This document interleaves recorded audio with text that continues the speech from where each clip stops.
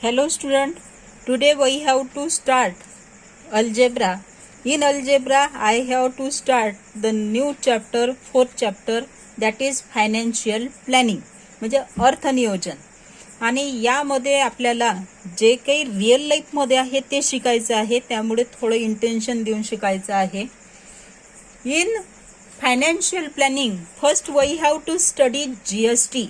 What do you mean by GST? Long form of GST is Goods and Service Tax. GST is a indirect tax. It is a indirect tax, not direct tax. It is a indirect tax which is used in India and on the supply of goods and service. Goods and service म्हणूनच त्याला goods and service काय म्हणतात, tax म्हणतात, असं याला mention केलेलं आहे. It is a comprehensive multi stage destination based tax. GST is a value added tax. GST is value added tax. Value added tax आहे तो.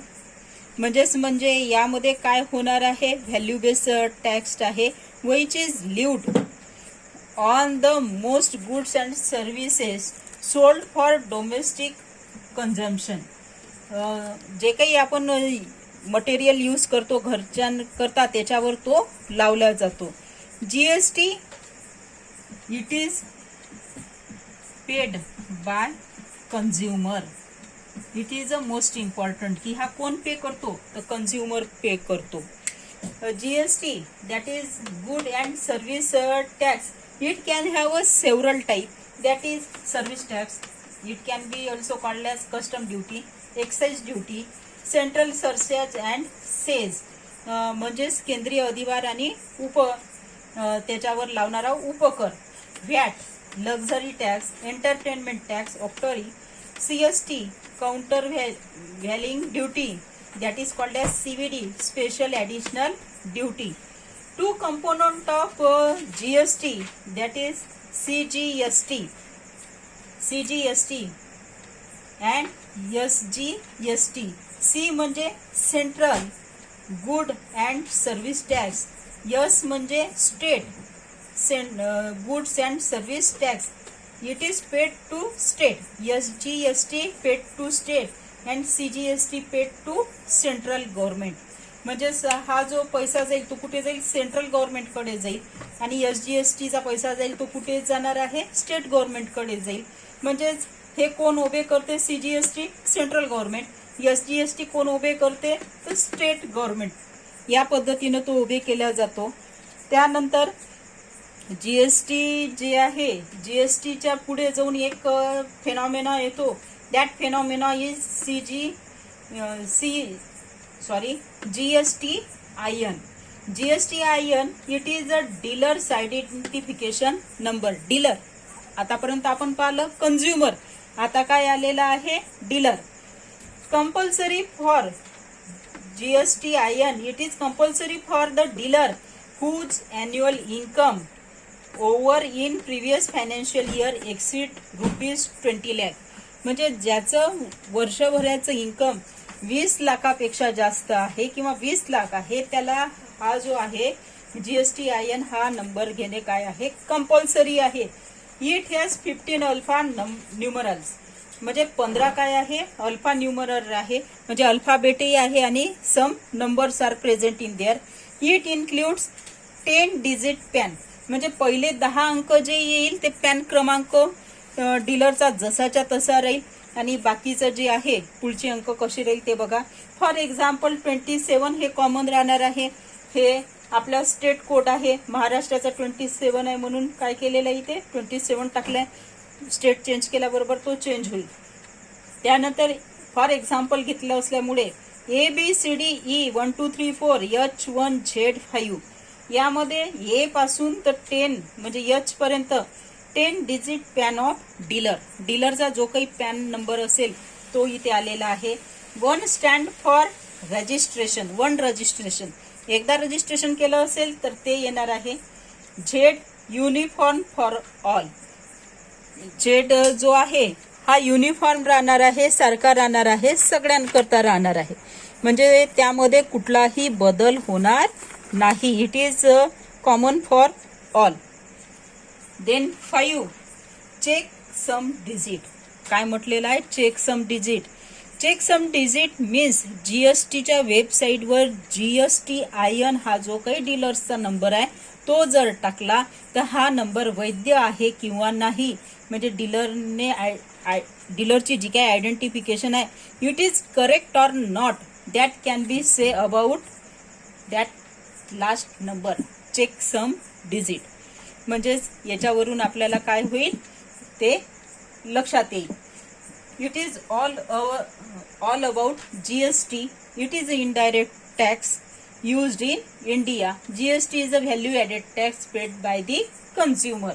Most important is two component of GST is CGST and SGST.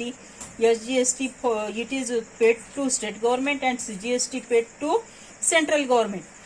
GSTIN it is a dealer's identification number and compulsory for that dealers whose annual turn over the previous financial year exceed rupees 20 lakhs. 20 लाखापर्यंतचं ज्यांचं income आहे त्याच्याकरता तो dealers number जो आहे तो काय आहे? Compulsory आहे. GST we can see the types of GST. आपल्याला टाइप्स बघायचे GST चे. There are mainly 4 types. 4 types we have to study. First common types is CGST, that is Central Good and Service Tax.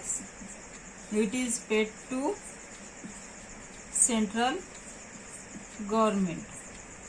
कोणाला पे केला जातो? तर central गव्हर्नमेंटला केला जातो.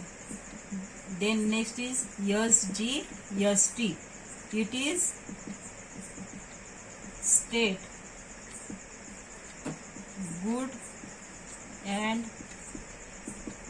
Service Tax and it is paid to state government. हा state गव्हर्नमेंटला केला जातो. Then UTGST Union Territory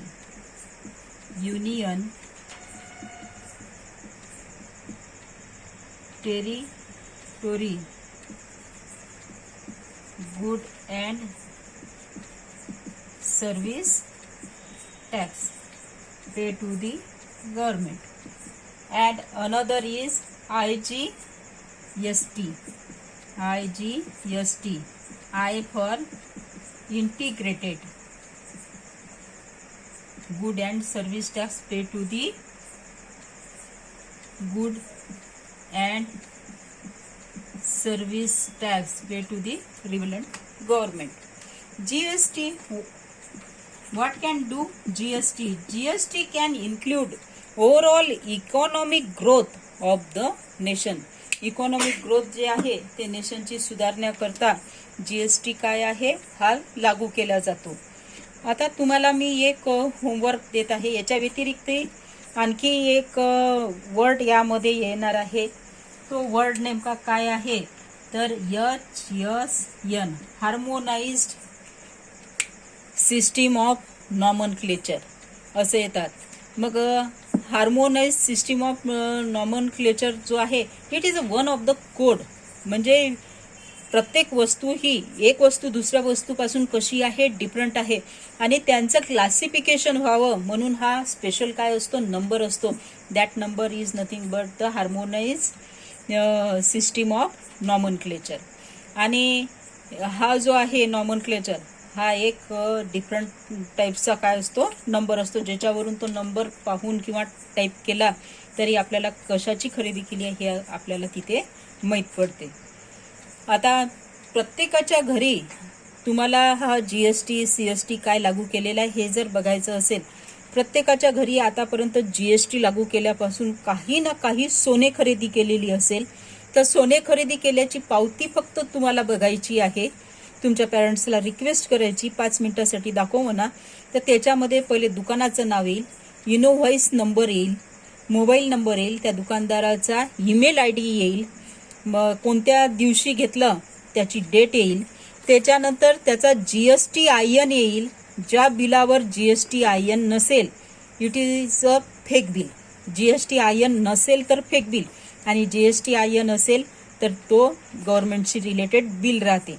किती आयटम घेतलं त्याच्यावर CGST किती, GST किती, आणि ग्रँड टोटल किती, आणि टोटल किती, हे सगळं त्या बिलावर तुम्हाला बघायला मिळेल. आणि ते तुम्हाला बघायचं आहे. किंवा मग डीमार्टमध्ये किंवा मोठ्या मार्टमध्ये खरेदी केली तर प्रत्येक वस्तूवर किती GST आहे, काय आहे ते तुम्हाला माहिती पडेल. आणि मोर्शीमध्ये सुद्धा असे शॉप आहेत, तुम्ही जाऊन तिथे हे बघू शकता किंवा खरेदी करू शकता. आता मी तुम्हाला एक वर्क देणार आहे. ते वर्क म्हणजे असं आहे की आपल्या पुस्तकामध्ये काय दिलेलं आहे, पेज नंबर 84 और 85 मे बी, यावर 2 टेबल दिलेले आहे. You can study that table. त्या टेबलचा तुम्हाला अभ्यास करायचा आहे. मोस्ट प्रॉबॅबली 84 नंबरवरचा जो काही टेबल असेल त्यावर त्याचा स्टडी करायचा आहे. म्हणजे नेक्स्ट पिरियडला we have to solve the exercise 4.1 and that table is used for that. त्याच्याकरता त्याचा आपल्याला काय लागेल, अभ्यास करावा लागेल. थँक्यू.